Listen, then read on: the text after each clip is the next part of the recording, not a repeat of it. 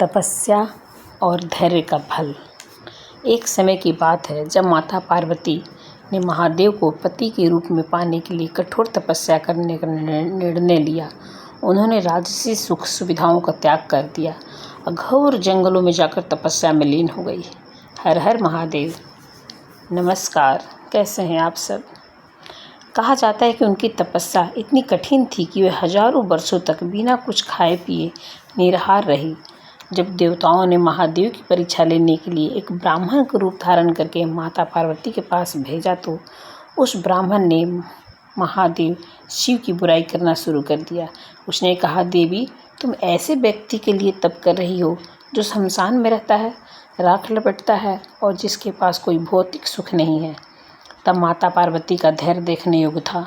उन्होंने क्रोधित होने के बजाय शांत भाव से कहा, हे ब्राह्मण देव, आप जिस शिव की बुराई कर रहे हैं, आप केवल उनके बाहरी रूप को देख रहे हैं।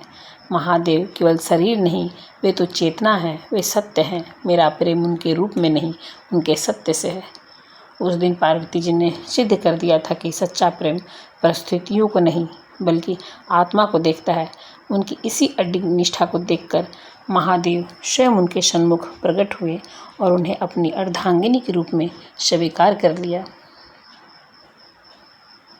क्या आपने कभी सोचा है कि वैराग्य और गृहस्थ जीवन का मिलन कैसे संभव हो सकता है?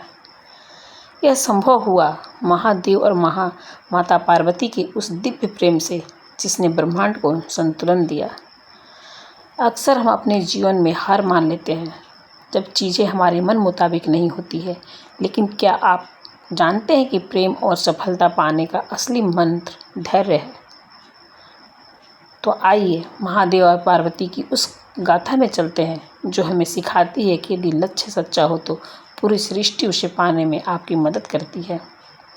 शिव और शक्ति का अर्थ क्या है? शिव यानी शून्य और शक्ति यानी ऊर्जा। जब ये दोनों मिलते हैं तभी सृष्टि का निर्माण होता है। चलिए आज जानते हैं कि कैसे माता पार्वती की तपस्या ने स्वयं काल के महाकाल को भी झुकने पर मजबूर कर दिया।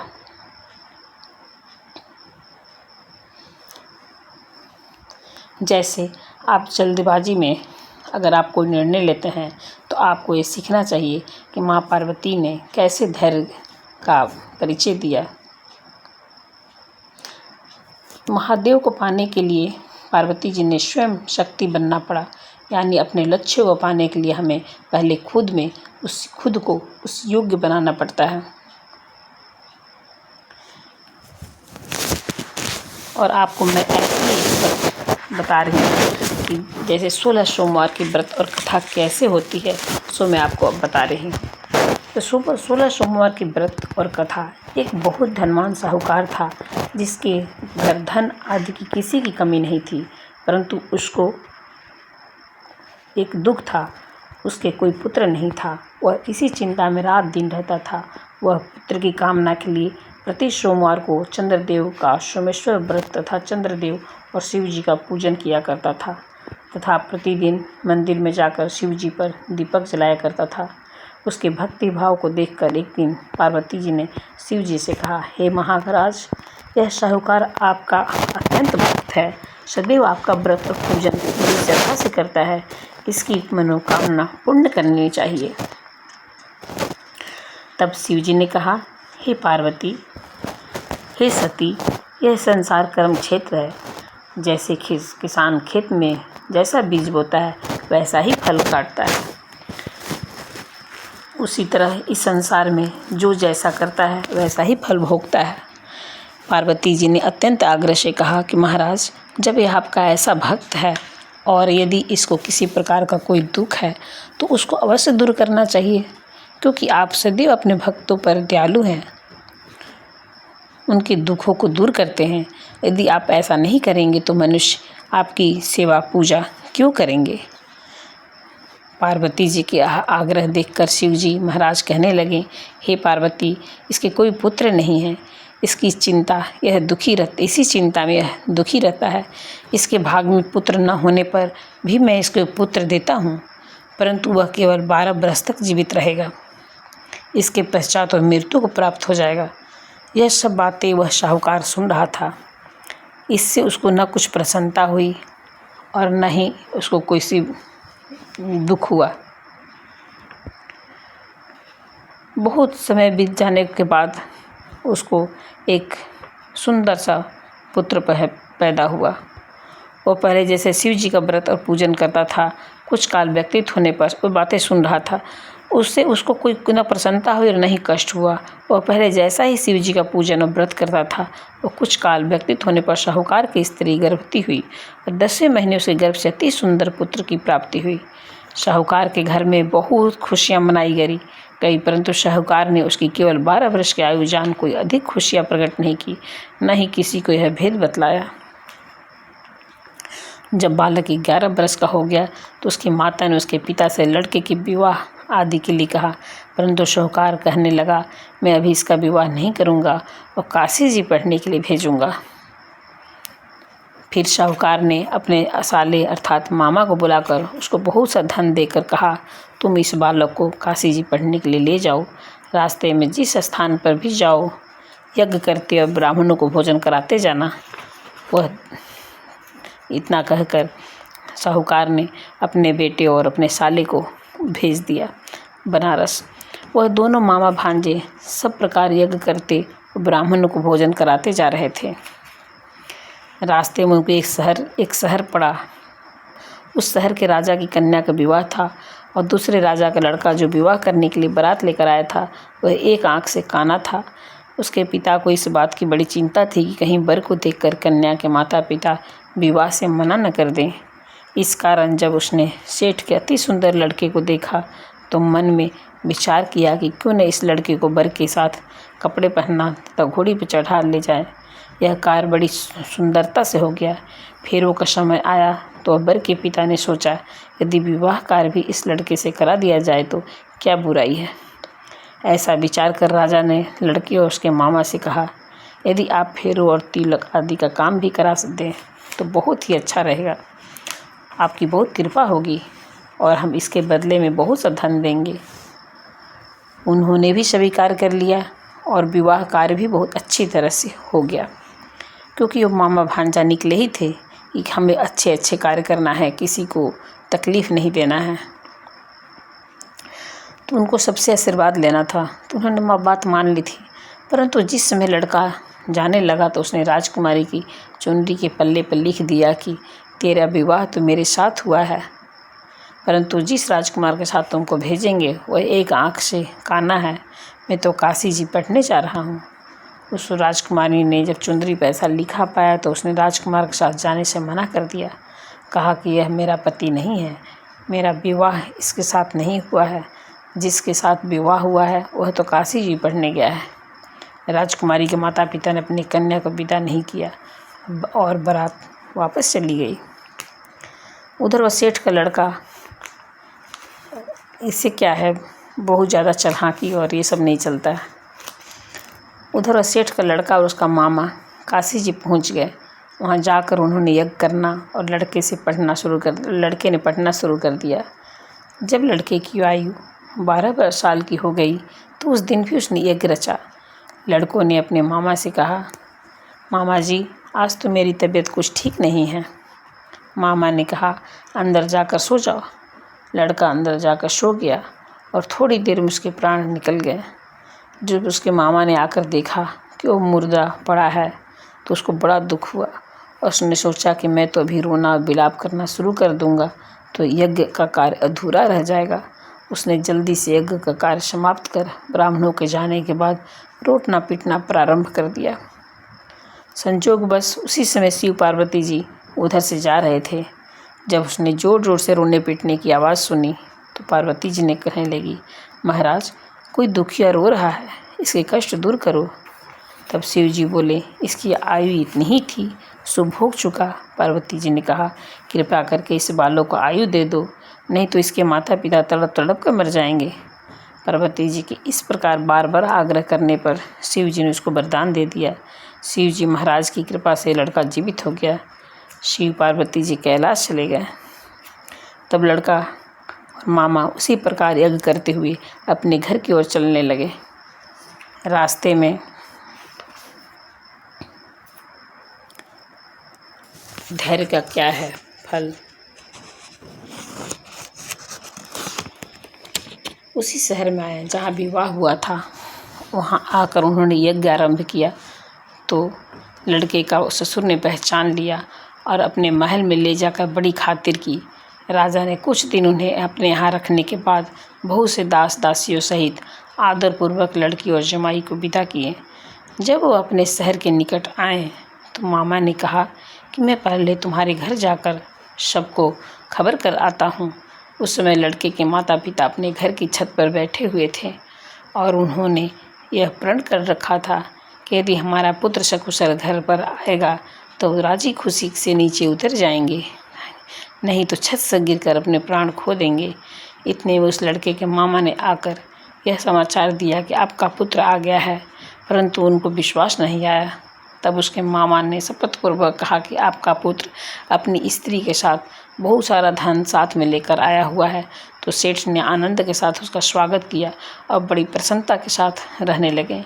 इस प्रकार जो कोई भी सोमवार के व्रत को धारण करता है अथवा इस कथा को पढ़ता सुनता है, उसके सब दुख दूर होकर उनकी समस्त मनोकामनाएं पूरी होती है। हर हर महादेव। भगवान शिव की कथाओं का मूल भाव ही अहंकार का त्याग और परम शांति का है। भोलेनाथ और भक्त की एक अद्भुत, मैं आपको एक स्टोरी सुना रही हूँ, सो ध्यान देकर के सुनिए। इससे हमारा अंदर में पॉजिटिव वाइब आएगा। एक बहुत ही साधारण और गरीब व्यक्ति था जो महादेव का अनन्य भक्त था। वो प्रतिदिन शिव मंदिर जाता और अपनी गरीबी मिटाने की प्रार्थना करता। उसे लगता था कि यदि महादेव प्रसन्न हो जाएं तो वह मालो माल हो जाएगा। एक दिन मंदिर के द्वार पर एक वृद्ध भिखारी बैठा था जो बहुत प्यासा था और तड़प रहा था। मंदिर में आने वाले कई अमीर लोग उसे अनदेखा करके आगे बढ़ गए। वह भक्त भी मंदिर में जल्दी पहुंचने की कोशिश में था, लेकिन उसे भिखारी की तरफ दिखी वह रुक गया। अपना पानी उसे पिलाया, उसे सहारा देकर छाया में बैठाया। उसने पूरी पूजा का समय उस भिखारी की सेवा में लगा दिया। जब वह भक्त मंदिर के गर्भगृह में पहुंचा तो उसे लगा कि अब महादेव ने अपना कष्ट साझा करेगा।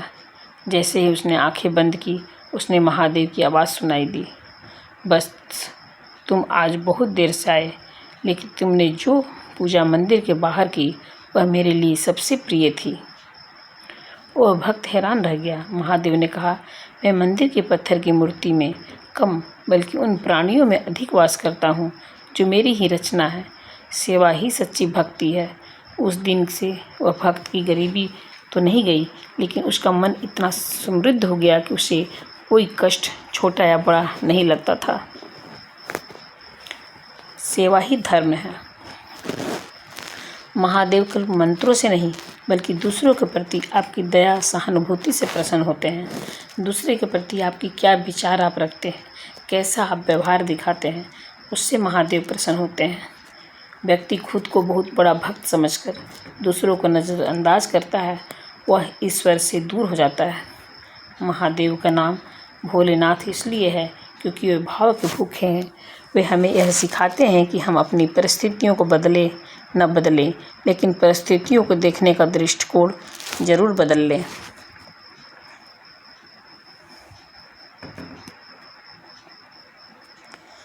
आप कह सकते हैं, हम मंदिर में जाकर मन्नत मांगते हैं कि हे प्रभु यह काम कर दो, लेकिन महादेव का संदेश उल्टा है। वे कहते हैं, हे मनुष्य तू मेरा काम दूसरों की सेवा कर, तेरा काम मैं खुद कर दूंगा। कितनी अच्छी बातें हैं। देखिए एक बार फिर से सुनते हैं। आप कह सकते हैं कि हम मंदिर में जाकर मन्नत मांगते हैं कि हे प्रभु मेरा यह काम कर दो, लेकिन महादेव का संदेश उल्टा है। वे कहते हैं, मनुष्य तू मेरा काम दूसरों की सेवा कर, तेरा काम मैं खुद कर दूंगा।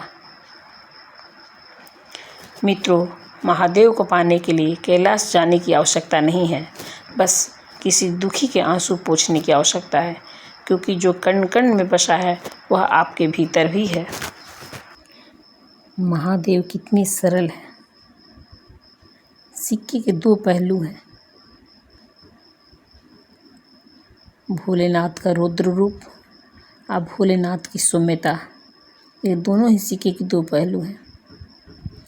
दुनिया में शक्तिशाली लोग अक्सर कठोर होते हैं, लेकिन महादेव ही एक ऐसे देव हैं जो जितने शक्तिशाली हैं उतने ही सरल। एक लोटा जल, एक बेलपत्र और एक सच्चा भूल भरा हृदय, बस इतना ही काफ़ी है उन्हें रिझाने के लिए। वे नहीं देखते हैं कि आप राजा हैं या रंक, वे बस यह देखते हैं कि आपका भक्त क्या है। आपने तो सुना ही होगा भिल्ली और कड़प जैसे भक्तों का उल्लेख। उनकी कहानी आपने सुना है या नहीं? मैं आपको किसी दिन और भी अच्छे से पूरी विस्तृत से सुनाऊंगी।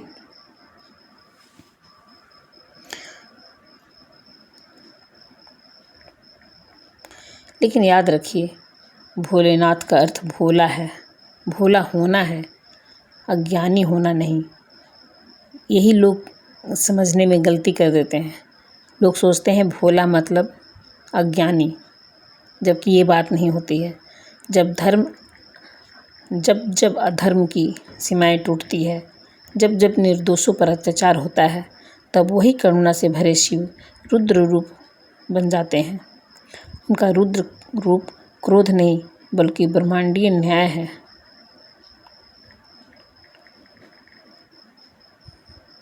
त्रिपुरासुर का वध का प्रसंग सबसे सटीक बैठता है।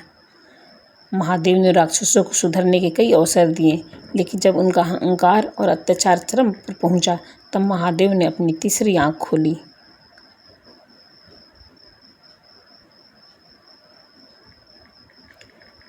अपने भीतर के व्यक्ति के लिए कोमल, प्रेमपूर्ण और सरल रहें। जीवन में छोटी छोटी खुशियों का आनंद लें। अपने सिद्धांतों और मूल्यों के प्रति अडिग रहें। जब भी कोई बुराई आपके चरित्र या आपके आदर्शों पर प्रहार करे, तो अपनी रुद्र शक्ति की जगाएं और उसको डटकर सामना करें। क्या आप जानते हैं कि महादेव के गले में लिपटा हुआ नाग और उनके मस्तक पर शीतल चंद्रमा, ये दोनों क्या संदेश देते हैं? कभी आपने सोचा है? नाग रुद्र का प्रतीक है, सावधानी, और चंद्रमा भोलेनाथ का प्रतीक, शांति। जीवन में संतुलन का नाम ही शिव है। शिव को भोलेनाथ इसलिए कहा जाता है क्योंकि वे माफ़ करना जानते हैं, और रुद्र इसलिए क्योंकि वे मिटाना जानते हैं। एक संतुलन इंसान वही है जो सही समय पर प्रेम भी कर सके और सही समय पर कठोर भी बन सके।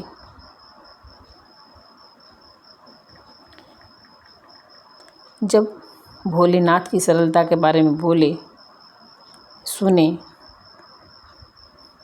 तो आप उनका सौम्य रूप भी ध्यान रखिए।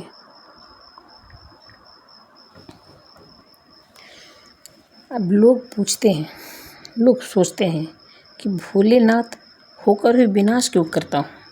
अरे मैं तो वह सरल बालक हूँ जो एक लोटा जल अर्पित करने पर भी प्रसन्न हो जाता हूँ। वह प्रेम हूँ जो भिलनी के जूठे बैरों को भी अमृत समझकर स्वीकार कर लेता हूँ। मेरा स्वभाव को शांत जल की तरह है, जब कुछ सबको शीतलता देता है और उसको गले लगाता है।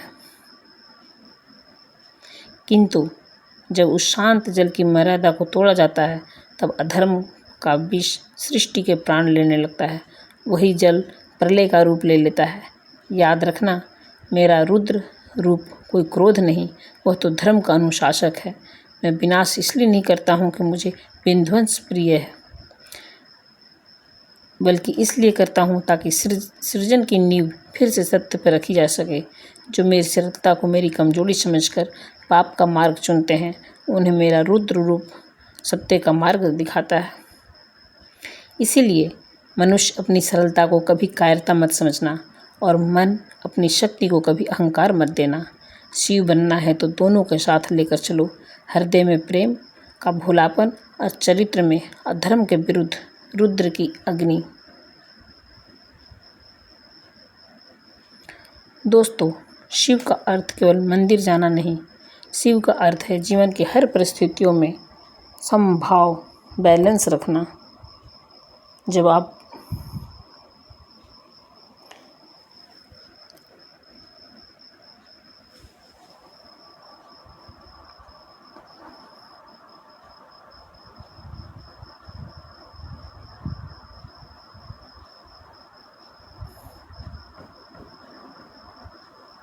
हर हर महादेव।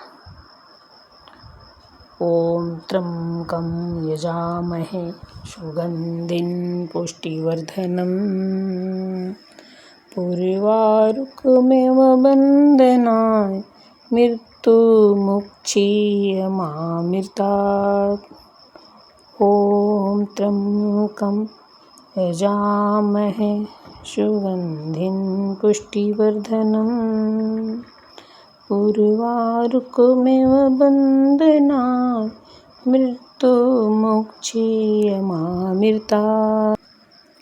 दोस्तों, क्या आपने कभी गौर किया है कि दुनिया में जो सबसे शक्तिशाली होता है अक्सर सबसे शांत क्यों होता है? हम उन्हें महादेव कहते हैं, देवों को देव, लेकिन उन्हें भोलेनाथ भी कहा जाता है क्योंकि वे इतने सरल हैं कि एक लोटा जल और एक बेलपत्र चढ़ाने वाले के भी हो जाते हैं। वे नहीं देखते हैं कि भक्त राजा है रंक, वे बस भाव देखते हैं। माता पार्वती ने उन्हें पाने के लिए महलों का त्याग किया और घोर तपस्या की, क्योंकि उन्हें महादेव में केवल शमशान की राख नहीं देखी थी, उन्होंने उस शून्य को देखा था जिसमें सारा संसार ब्रह्मांड समाया हुआ था। उन्होंने सिखाया कि सच्चा प्रेम भौतिक वस्तुओं से नहीं बल्कि आत्मा से जुड़ा होता है। लेकिन दोस्तों, शिव की इस सरलता को कभी उनकी कमजोरी मत समझना। दुनिया में जब भी अधर्म अपनी सीमाएं पार करता है, जब निर्दोषों की चीख आकाश तक पहुंचती है, तब यही भोलेनाथ रुद्र बन जाते हैं। उनकी तीसरी नेत्र खुल जाता है और वह क्रोध का प्रदर्शन नहीं बल्कि अधर्म का अंत का उद्देश्य होता है। वो विध्वंसक नहीं है, वे तो सत्य के रक्षक हैं। लोग पूछते हैं कि भोलेनाथ होकर भी विनाश क्यों करता हूँ? अरे मैं तो बरसोड़ बालक हूँ, एक लोटा जल अर्पित करने पर भी प्रसन्न हो जाता हूँ। मैं तो वह प्रेम हूँ कि हूँ जो जूठे बैरों भेलनी का भी जूठे बैर खा लेते हैं। आप अपने जीवन में किस रूप में अपनाने की कोशिश करेंगे? आप अपने जीवन में आज किस रूप को अपनाने की कोशिश करेंगे? भोलेनाथ की सरलता को या शिव के रौद्र रूप को? ये आप परिस्थितियों के हिसाब से इसका चयन करिएगा। जय हर हर महादेव, जय भोलेनाथ।